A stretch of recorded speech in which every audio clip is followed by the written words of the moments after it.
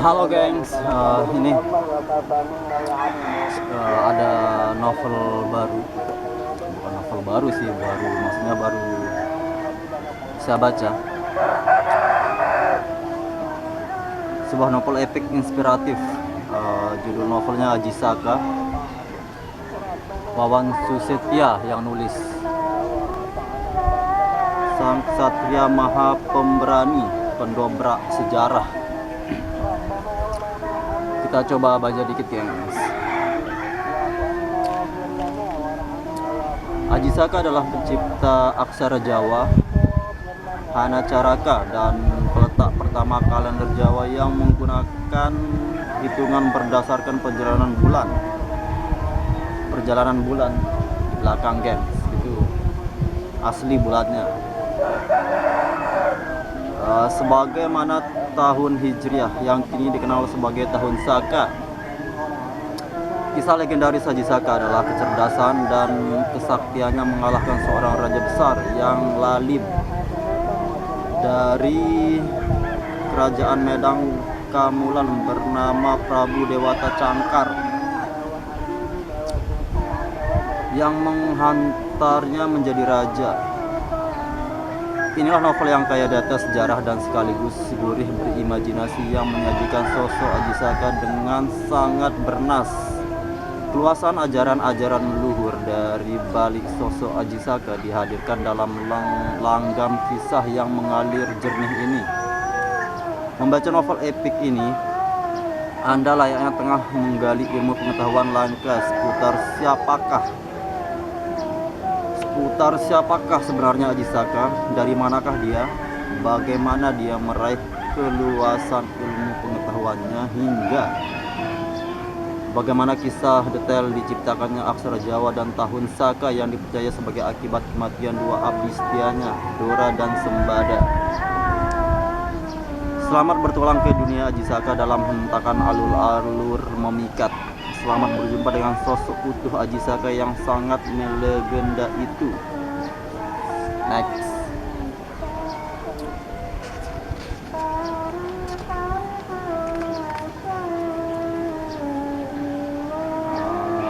Cetakan pertama November 2010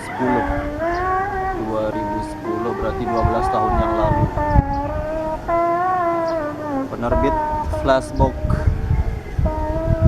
Editor Nisrina Lubis, kata sampul Gobak Sodor, kata isi Tari Pracetak Wardi.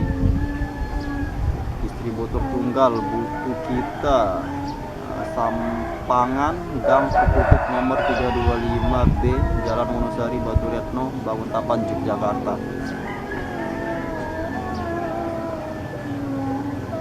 Langsung saya baca bagian pertama.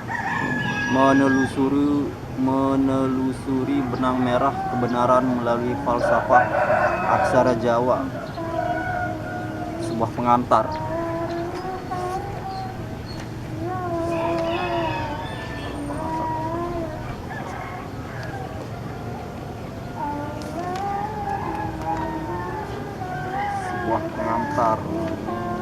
Sampai 4 page. Membaca kisah tokoh legendaris Prabu Aji Saka, seorang pemuda dari negeri Hindustan, India,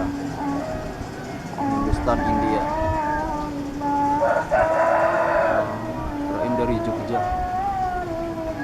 yang melakukan pengembaraan panjang sampai ke kerajaan Medang Kamulan di Pulau Jawa Dwipa, Jawa. Memang sangat menarik, dengan ditemani dua orang abdi setianya, Sembada dan Dora. Maka Aji Saka menjelajah hampir ke seluruh negeri.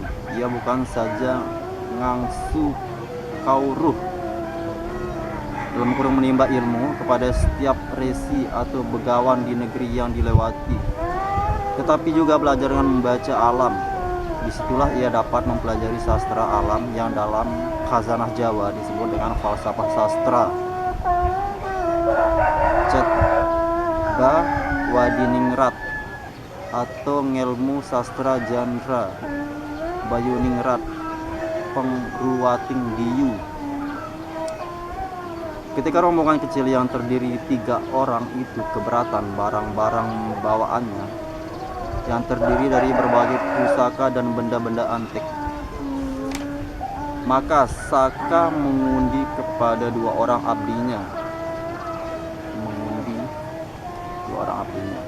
Siapa yang akan mengikutinya melanjutkan pengembaraan dan siapa yang akan tinggal menjaga barang-barang berharga di Pulau Majeti. Setelah diundi, ternyata Dora harus tinggal di sebuah padepokan di Pulau Majeti, sedang Sembada mengikuti tuannya melanjutkan perjalanan ke Pulau Jawa Dwipa. Sebelum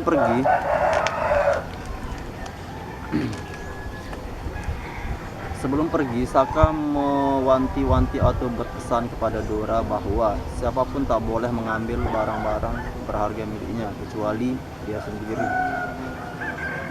sendiri.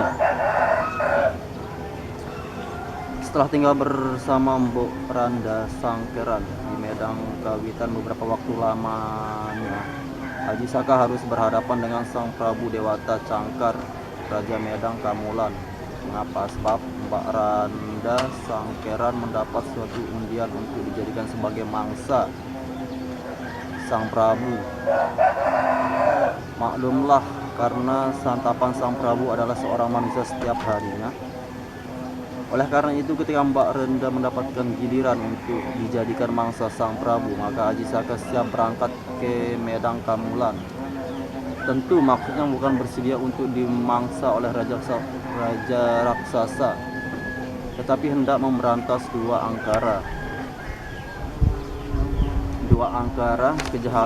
pelempul kejahatan Prabu Dewata Cangkar. Sebelum dimangsa, Haji Saka sangat lihai mengelabui Sang Prabu. Ia mengajukan permintaan sejengkal tanah seukuran udheng atau surban yang dikenakannya, tetapi pengukuran harus disaksikan oleh rakyat. Anehnya, ketika Haji Saka mengundurkan surbannya kepada Sang Prabu, ternyata surban itu terus mengembang makin membesar dan memanjang hingga Sang Prabu tergiring sampai ke bibir laut selatan. Tak lama kemudian Haji Saka menghabiskan surbannya hingga tubuh Sang Prabu terpelenting dan akhirnya tercabut ke dalam Samudra Hindia. Anehnya lagi, tubuh Prabu Dewata Cangkar itu tiba-tiba berubah menjadi buaya putih yang menggelepar-gelepar. Begitulah drama perang tanding antara Haji Saka dengan Prabu Dewata Cangkar yang kemudian mengantarkan sang pemuda dinobatkan menjadi Raja Medang Kamulan. Kalau bukunya Raditya Dika itu apa? Kaula Mula. Setelah menjadi Raja Binatara, Prabu Haji Saka pun menjadikan Cakrawati sebagai permaisuri. Dan Sang Prabu juga mengangkat Sembada sebagai Nayaka Praja Medang Kamulan. Suatu hari, sang raja muda teringat terhadap abdi kinasih yang tinggal di Pulau Majeti, yaitu Dora. Segera saja Sang Prabu memerintahkan kepada Sembada agar mengambil barang-barang berharga miliknya yang dijaga oleh Dora di Pulau Majeti. Saat itu Sang Prabu juga mewanti-wanti kepada Sembada bahwa ia tak boleh kembali ke istana Medang Kamulan dengan tangan hampa. Disinilah suatu peristiwa besar terjadi, yakni mati samyuh Dora dan Sembada. Karena kesetiaan keduanya yang sangat besar kepada Prabu Haji Saka, Dora dan Sembada sampai-sampai merelakan nyawanya menjadi taruhannya. Peristiwa penting inilah yang hendak diabadikan oleh Prabu Haji Saka agar dapat dikenang sepanjang masa, bukan saja oleh dirinya tetapi juga oleh seluruh rakyat di Jawa Dwipa. Sekian, wassalamualaikum warahmatullahi wabarakatuh.